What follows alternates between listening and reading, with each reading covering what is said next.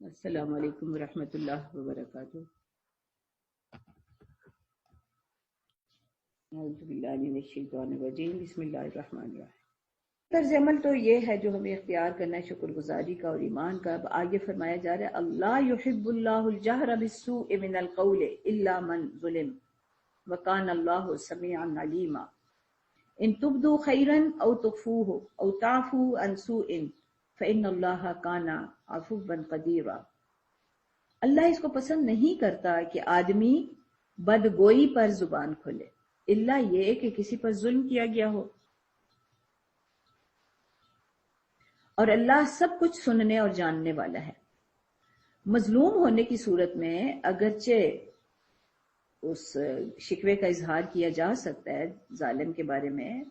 لیکن اگر تم ظاہر اور باطن میں بھلائی ہی کیے جاؤ یا کم از کم برائی سے درگزر کرو تو اللہ کی بھی یہی صفت ہے کہ وہ بڑا معاف کرنے والا اور حالانکہ سزا دینے پر پوری قدرت رکھتا ہے۔ تو یہاں پر اس آیت کو بھی سمجھنے کی ضرورت ہے تھوڑا سا کہ سو کیا ہوتے ہیں؟ اقوال سو ہیں، اعمال سو ہیں، کوئی بات بری ہو سکتی ہے، کوئی عمل برا ہو سکتا ہے، اور میں جب بات کرتی ہوں بالعموم تو اس وقت جب میرے خلاف اس یعنی کسی دوسرے کے قول سو یا عمل سو کی زد مجھ پر پڑتی ہے۔ اب وہ کیا ہو سکتا ہے؟ کوئی کسی پر جھوٹا الزام لگانا، کوئی سب و شتم کرنا، گالیاں دینا، مذاق اڑانا، یہ سارے جو ہیں یہ برے کام ہوتے ہیں اور بری بات ہے،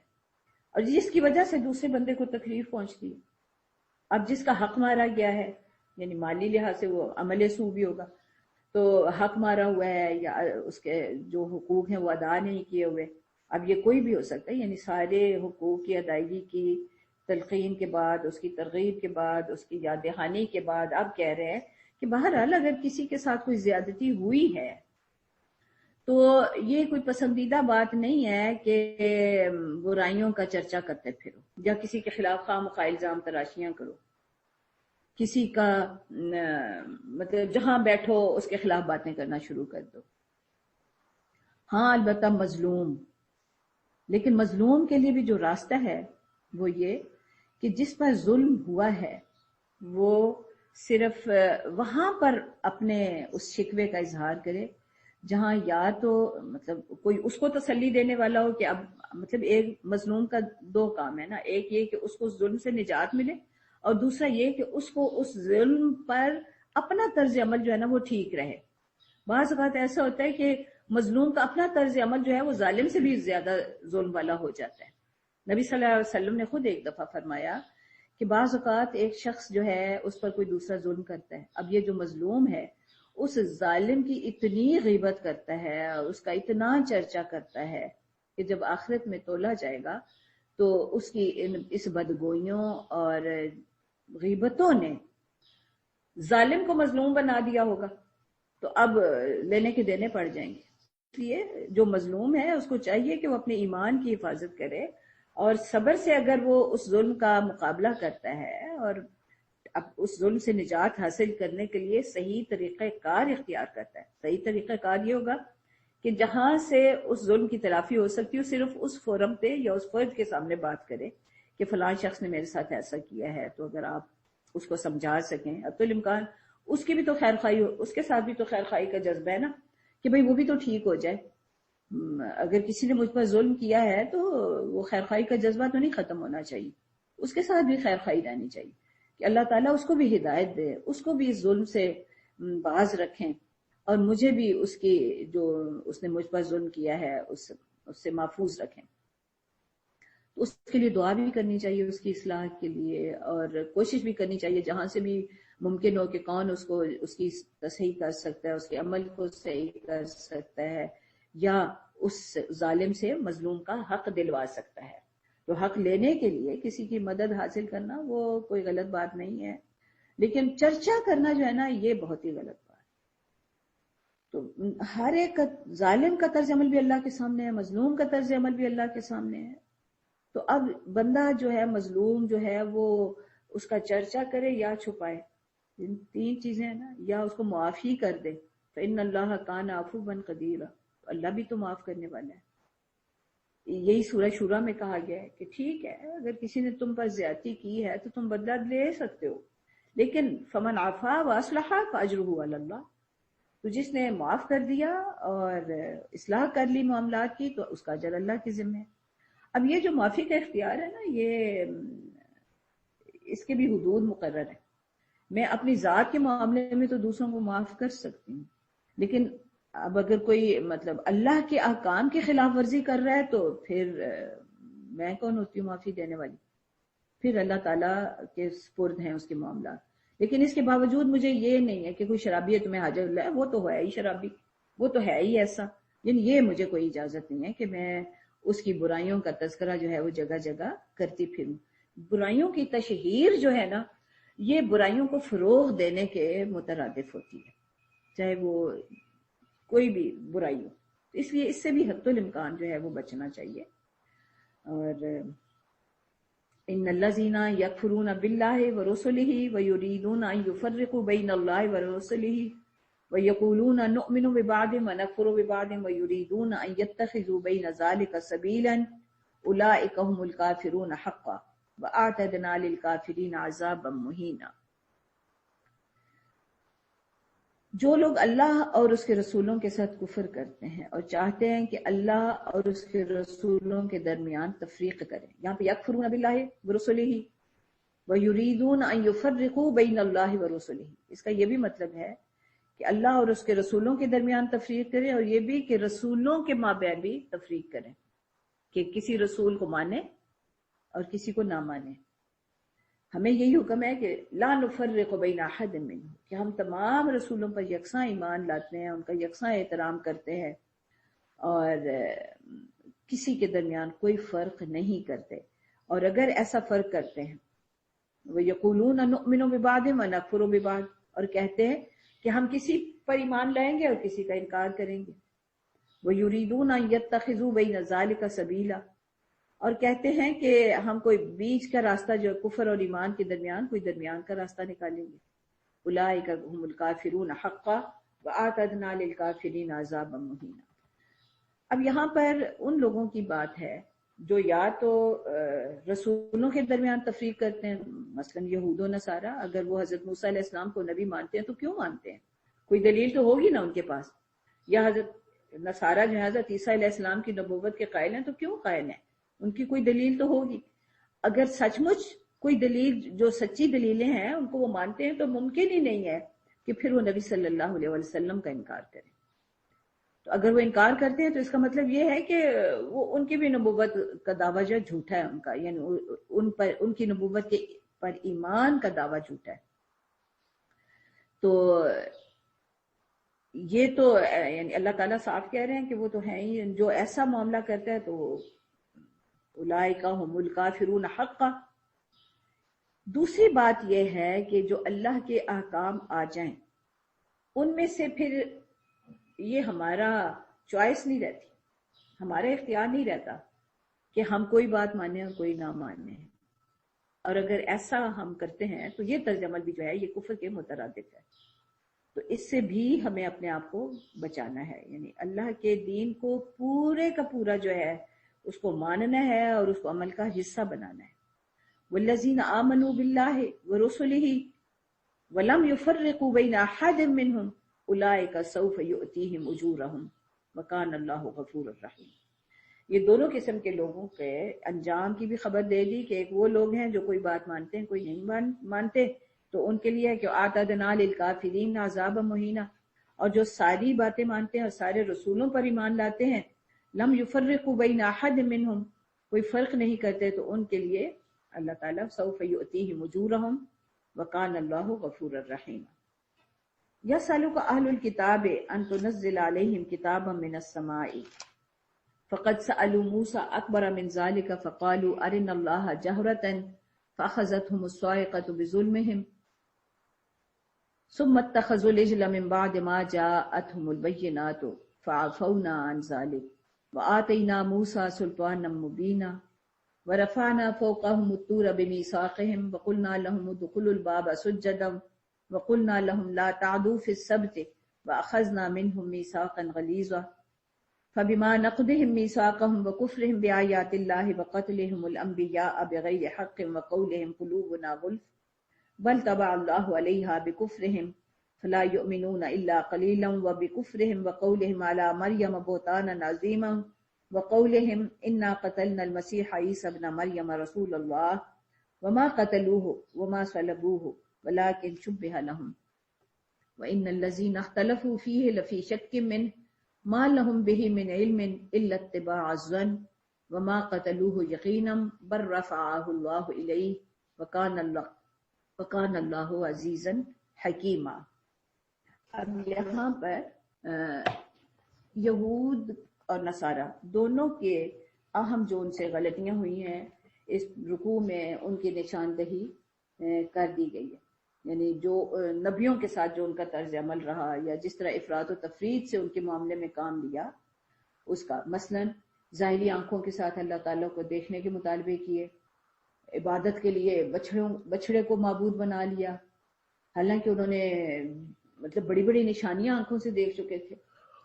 پھر تورات کے احکام کو قبول کرنے سے انکار کیا، یہاں تک کہ کوہ طور کو اٹھا کر ان کے سروں پر معلق کر دیا گیا،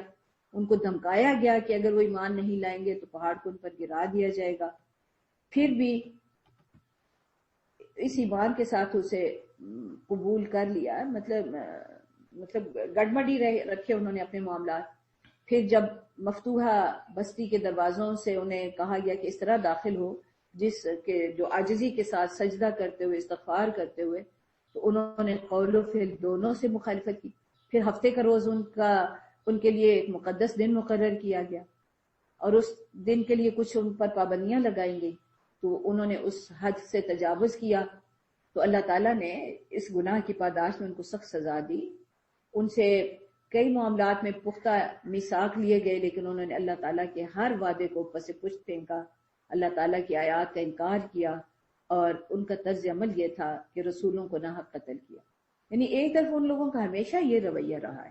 کہ وہ طاقت کے سامنے جھک جاتے ہیں، بادشاہوں کی خوشامدوں میں لگے رہتے ہیں، اور دوسری طرف جو اہل حق ہوتے ہیں ان کے ساتھ ان کا رویہ ہمیشہ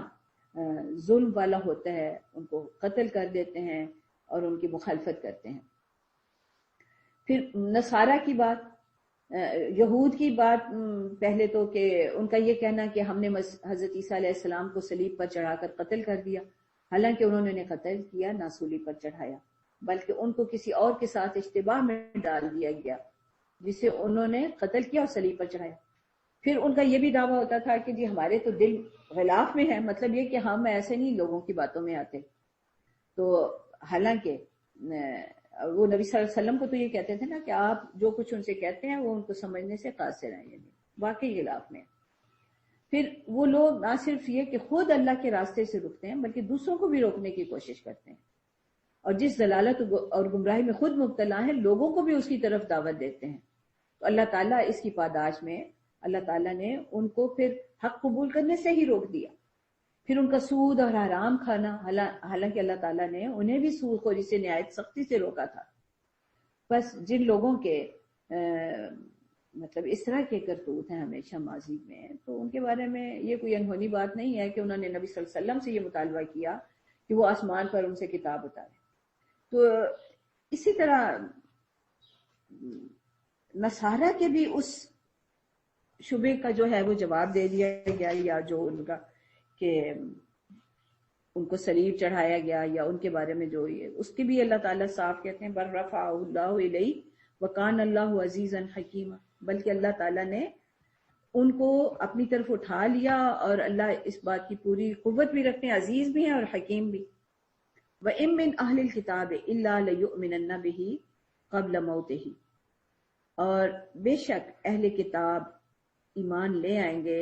اس کی موت سے پہلے. وَيَوْمَ الْقِيَامَةِ يَكُونُ عَلَيْهِمْ شَهِيدًا، اور قیامت کے روز وہ ان پر گواہی دے گا. فَبِظُلْمٍ مِّنَ الَّذِينَ هَادُوا حَرَّمْنَا عَلَيْهِمْ طَيِّبَاتٍ أُحِلَّتْ لَهُمْ وَبِصَدِّهِمْ عَن سَبِيلِ اللَّهِ كَثِيرًا وَأَخْذِهِمُ الرِّبَا وَقَدْ نُهُوا عَنْهُ وَأَكْلِهِمْ أَمْوَالَ النَّاسِ بِالْبَاطِلِ وَأَعْتَدْنَا لِلْكَافِرِينَ مِنْهُمْ عَذَابًا أَلِيمًا. یہاں پر حضرت عیسیٰ علیہ السلام کے بارے میں مطلب جو کثرت سے یہ روایات آئی ہیں کہ وہ دوبارہ آئیں گے، اللہ تعالیٰ انہیں دوبارہ زمین پر بھیجیں گے اور وہ نبی صلی اللہ علیہ وآلہ وسلم کی لائی ہوئی شریعت کے مطابق لوگوں کے درمیان حکومت کریں گے اور فیصلے کریں گے۔ تو اس سلسلے میں ایک حدیث کا بس میں تذکرہ کرتی ہوں، یہ بخاری، مسلم، ترمذی سب میں آئی ہوئی ہے۔ تو فرماتے ہیں نبی صلی اللہ علیہ وسلم کہ اس ذات کی قسم جس کے ہاتھ میں میری جان ہے، عنقریب ابن مریم علیہ السلام تمہارے درمیان ایک عادل حاکم کے طور پر نازل ہوں گے۔ وہ صلیب توڑ دیں گے، خنزیر کو مار ڈالیں گے، جزیہ ختم کر دیں گے، مال کی اتنی ریل پیل ہوگی کہ اسے لینے والا کوئی نہ ہوگا، ایک سجدہ دنیا اور اس کی ہر چیز سے بہتر ہوگا۔ پھر سیدنا ابو ہریرہ رضی اللہ تعالیٰ عنہ جو اس کو روایت کر رہے ہیں، وہ فرماتے ہیں، بیان کرتے ہیں کہ اگر تم چاہو تو قرآن کی یہ آیت پڑھ لو، وَإِن مِّنْ أَهْلِ الْكِتَابِ إِلَّا لَيُؤْمِنَنَّ بِهِ قَبْلَ مَوْتِهِ، کہ اہل کتاب میں سے کوئی ایسا نہ ہوگا جو عیسیٰ علیہ السلام کی موت سے پہلے ان پر ایمان نہ لائے۔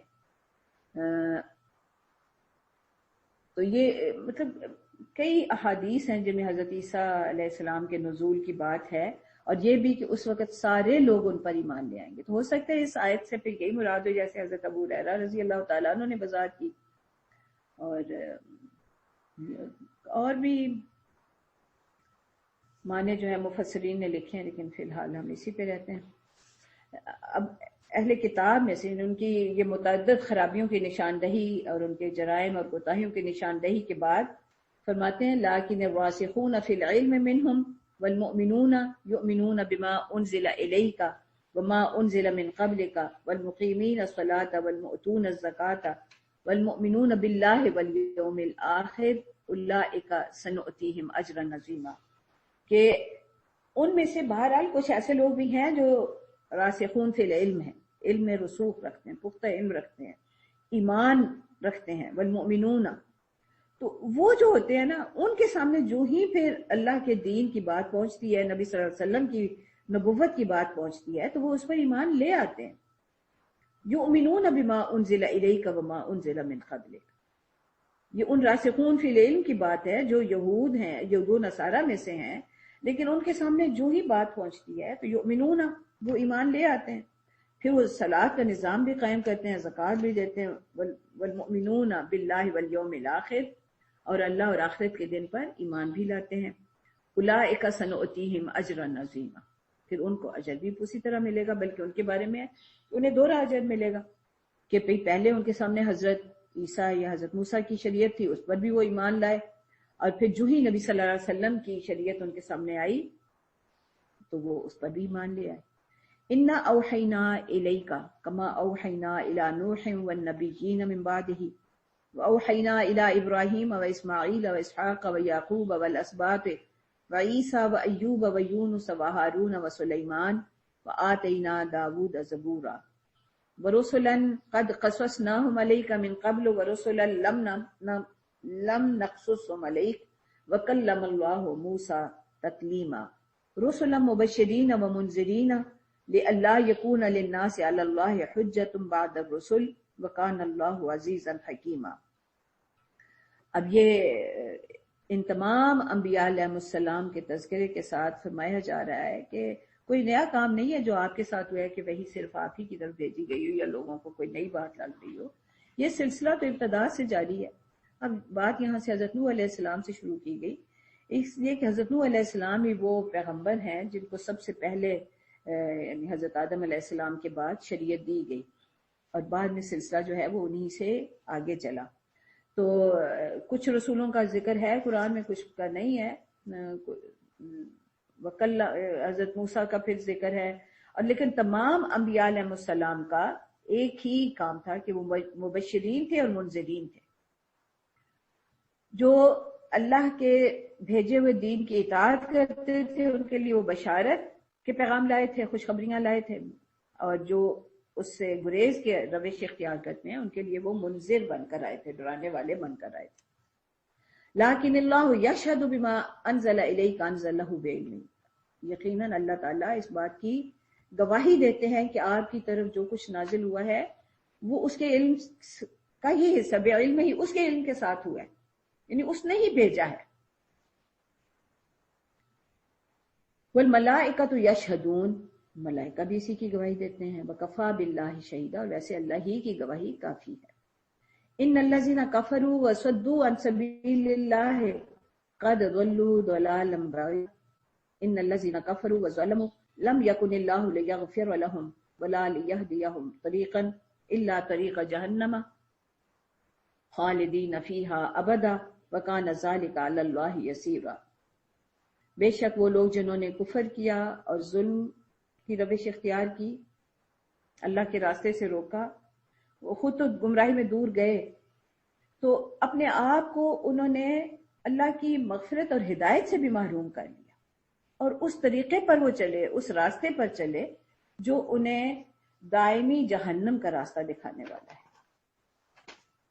یا ایھا الناس قد جاءکم الرسول بالحق من ربکم فآمنوا خیر لکم۔ اس سورہ کی ابتدا بھی یا ایھا الناس سے ہوئی تھی، تمام انسانوں کو مخاطب کر کے، اور اب یہ آخر بھی اسی طرح ہی ہو رہا ہے کہ اے تمام انسانوں، رسول بالکل ٹھیک ٹھیک بات لے کر، حق لے کر، تمہارے رب کی طرف سے حق لے کر تمہارے پاس آئے ہیں، فآمنوا خیر لکم، بس ان پر ایمان لے آؤ، یہ تمہارے لیے بہتر ہے۔ وَإِن تَكْفُرُوا فَإِنَّ لِلَّهِ مَا فِي السَّمَاوَاتِ وَمَا فِي الْأَرْضِ وَكَانَ اللَّهُ عَلِيمًا حَكِيمًا۔ اور اگر تم نہیں مانتے تو نہ صحیح، اللہ کی بادشاہی کو تو کوئی فرق نہیں پڑتا۔ یا اہل الکتاب لا تغلوا فی دینکم ولا تقولوا علی اللہ الا الحق، اور اے اہل کتاب، تم اپنے دین کے معاملے میں غلف سے کام نہ لو۔ غلف جو ہوتا ہے نا، اس کا مطلب ہوتا ہے کچھ گھس جانا، کوئی اور چیزیں بیچ میں ڈال لینا، جو جتنا مرتبہ ہے کسی چیز کا، جو لیول ہے اس سے گھٹانا یا بڑھانا۔ غلف جو ہے بڑھانے میں بھی ہوتا ہے، گھٹانے میں بھی ہو سکتا ہے۔ عام طور پہ غلف جب تو اس میں بڑھانے کا ہی مفہوم لیتے ہیں، لیکن غل یا غلل اس کا مفہوم یہی ہوتا ہے کہ اندر کوئی اور باتیں، یعنی جتنی اصلیت ہے اس میں کوئی اور باتیں داخل کرنی۔ وَلَا تَقُولُوا عَلَى اللَّهِ إِلَّا الْحَقَّ إِنَّمَا الْمَسِيحُ عِيسَى ابْنُ مَرْيَمَ رَسُولُ اللَّهِ وَكَلِمَتُهُ، مسیح عیسیٰ ابن مریم اللہ کے رسول ہیں اور اس کے کلمہ، القاها إِلَى مَرْيَمَ وَرُوحٌ مِّنْهُ فآمنوا باللہ ورسلہ ولا تقولوا ثلاثہ۔ وہ اللہ کا کلمہ جو مریم کی طرف القاء کیا گیا اور روح ہے اللہ تعالیٰ کی طرف سے القاء کردہ، بس اللہ پر ایمان لاؤ اور اس کے رسولوں پر، اور یہ نہ کہو کہ وہ تین ہیں۔ انتہوا خیر لکم انما اللہ الہ واحد، باز آ جاؤ، یہ تمہارے لیے بہتر ہے۔ اللہ وہ ایک ہی معبود ہے، سبحانہ ان یکون لہ ولد، وہ پاک ہے اس سے کہ کوئی اس کا بیٹا ہو۔ لہو ما فی السماوات و ما فی الارض، آسمانوں اور زمین کی ہر چیز جب ہے اس کی، وہ خود تنہا اس کا مالک ہے، تو مطلب اس کا بیٹا ہونے کی، اس کو بیٹے کی ضرورت ہی کیا ہے، یا اس کا بیٹا کیوں ہوگا جبکہ اس کا کوئی کفو بھی نہیں ہے۔ وکفیٰ باللہ وکیلا، اور زمین اور آسمان کی کفالت کرنے کے لیے، خبرگیری کرنے کے لیے وہ تنہا کافی ہے۔ لن یستنکف المسیح ان یکون عبدا للہ ولا الملائکۃ المقربون، مسیح عیسیٰ علیہ السلام کو تو اس بات سے کوئی آر نہیں آئی کہ وہ اللہ کے بندے بن کر رہیں، یعنی ہر رسول نے اپنے آپ کو عبدیت کے کمال درجے تک پہنچایا، اور ہر رسول کی سب سے بڑی خوبی یہ بتائی گئی کہ وہ تو ہمارا اپنا بندہ تھا، نعم العبد، وہ تو بڑا اچھا بندہ تھا۔ سبحان الذی اسری بعبدہ لیلا من المسجد الحرام الی المسجد الاقصی، پاک ہے جو اپنے بندے کو لے کر گیا۔ تو انبیاء علیہ السلام کا بھی تذکرہ جب اللہ تعالیٰ نے کیا اور ان کی کسی خوبی کا تذکرہ کیا تو یہ کہ وہ تو اس کے بندے بن کر رہے، اور ملائکہ کو بھی کوئی آر نہیں آیا کہ وہ یہ کہیں کہ ہم اللہ کے غلام ہیں یا اللہ کے بندے ہیں۔ وَمَن يَسْتَنْكِفْ عَنْ عِبَادَتِهِ وَيَسْتَكْبِرْ فَسَيَحْشُرُهُمْ إِلَيْهِ جَمِيعًا، اور جو بھی اس کی عبادت سے آر کرے گا، یعنی اسے آر محسوس ہوگا اور وہ تکبر میں مبتلا ہوگا، تو ان ساروں کو اکٹھا تو اللہ ہی کی طرف کرنا ہے۔ فَأَمَّا الَّذِينَ آمَنُوا وَعَمِلُوا الصَّالِحَاتِ فَيُوَفِّيهِمْ أُجُورَهُمْ وَيَزِيدُهُمْ مِنْ فَضْلِهِ، ایمان اور عمل صالح، یہ دو جو ہے ضروری چیزیں ہیں اللہ تعالیٰ کے پاس بھرپور بدلے اور کے لیے، اور پھر ایسے لوگوں کو تو بڑھا چڑھا کر عطا فرمایا جائے گا۔ وَأَمَّا الَّذِينَ اسْتَنكَفُوا وَاسْتَكْبَرُوا فَيُعَذِّبُهُمْ عَذَابًا أَلِيمًا وَلَا يَجِدُونَ لَهُم مِّن دُونِ اللَّهِ وَلِيًّا وَلَا نَصِيرًا۔ ہاں البتہ جنہوں نے تکبر کیا اور اللہ کی ابدیت سے عار انہیں محسوس ہوا تو انہیں عذاب علیم پہنچے گا، اور پھر وہ اللہ سے اس عذاب سے بچنے کے لیے پھر کوئی ولی اور مددگار نہیں پا سکیں گے۔ یا ایھا الناس قد جاءکم من ربکم، اے لوگو تمہارے پاس تمہارے رب کی طرف سے برہان آ گئے۔ برہان کا مطلب بالکل صاف واضح ہدایت۔ وَأَنزَلْنَا إِلَيْكُمْ نُورًا مُبِينًا، اور ہم نے تمہاری طرف واضح روشنی نازل کر دی، صاف صاف راستہ دکھانے والی۔ فَأَمَّا الَّذِينَ آمَنُوا بِاللَّهِ وَاعْتَصَمُوا بِهِ فَسَيُدْخِلُهُمْ فِي رَحْمَةٍ مِّنْهُ وَفَضْلٍ وَيَهْدِيهِمْ إِلَيْهِ صِرَاطًا مُسْتَقِيمًا۔ بس جو لوگ اس پر ایمان لے آئیں گے، اللہ پر ایمان لائیں گے اور اس کو مضبوطی سے پکڑ لیں گے، تو پھر وہ تو اس کی رحمت میں داخل، انہیں وہ جلدی ان کو اپنی رحمت میں داخل کر دے گا اور فضل عطا فرمائے گا، انہیں صراط مستقیم کی طرف ان کے ہاتھ پکڑ کے انہیں چلائے گا۔ یستفتونک، آپ سے فتویٰ پوچھتے ہیں، یعنی یہ کلالہ کا ذکر پہلے بھی آیا تھا جب وراثت کے احکام کی بات ہوئی تھی، تو اس وقت جو ذکر آیا تھا، اس وقت جو تقسیم بتائی گی کلالہ، پھر ہم یاد دہانی کروا دیں کہ کلالہ وہ ہے کہ جب کوئی شخص فوت ہو تو اس کے والدین بھی زندہ نہ ہوں اور اس کی اولاد بھی کوئی نہ ہو، بیوی یا شوہر ہو سکتے ہیں۔ تو اس کا پہلے ذکر آیا تھا کہ مطلب تقسیم کا تو تمام مفسرین کا اس پر اتفاق ہے، اور فقہاء نے بھی یہی فیصلہ کیا ہے کہ پہلے جو تذکرہ ہے وہ ماں شریک بہن بھائیوں کے بارے میں، اور یہاں پر جو تذکرہ ہے یہ باپ شریک بہن بھائیوں کے بارے میں۔ قل اللہ یفتیکم فی الکلالہ ان امرؤ ہلک لیس لہ ولد ولہ اخت فلہا نصف ما ترک، کہ اگر کوئی آدمی فوت ہوتا ہے اور اس کی کوئی اولاد نہیں ہے اور اس کی صرف ایک ہی بہن ہے تو اس کو ترکے کا نصف ملے گا۔ وَهُوَ يَرِثُهَا إِن لَّمْ يَكُن لَّهَا وَلَدٌ، اور اگر بہن فوت ہوتی ہے اور اس کی کوئی اولاد نہیں ہے تو اس کا سارا ترکہ اس کے بھائی کے پاس جائے گا۔ فَإِن كَانَتْ اثْنَتَيْنِ فَلَهُمَا الثُّلُثَانِ مِمَّا تَرَكَ، اور اگر اس کی دو یا اس سے زیادہ بہنیں ہیں تو ان کو 2/3 ترکہ ملے گا بھائی کا۔ وَإِن كَانُوا إِخْوَةً رِجَالًا وَنِسَاءً فَلِلذَّكَرِ مِثْلُ حَظِّ الْأُنثَيَّيْنِ، اور اگر وہ بہت سارے بہن بھائی ہوں، بھائی بھی ہیں بہنیں بھی ہیں، تو پھر بھائیوں کو 2 بہنوں کے برابر حصہ ہوگا۔ یبین اللہ لکم ان تضلوا واللہ بکل شیء علیم، اللہ تمہارے لیے بات کو واضح کر دیتا ہے تاکہ تم راستے سے نہ ہٹو۔ واللہ بکل شیء علیم، اللہ ہر چیز کا علم رکھتا ہے۔ تو آج سورہ نساء اللہ تعالیٰ نے مکمل کروا دی، انشاءاللہ کل سورۃ المائدہ سے شروع کریں گے۔ وآخر دعوانا ان الحمد للہ رب العالمین۔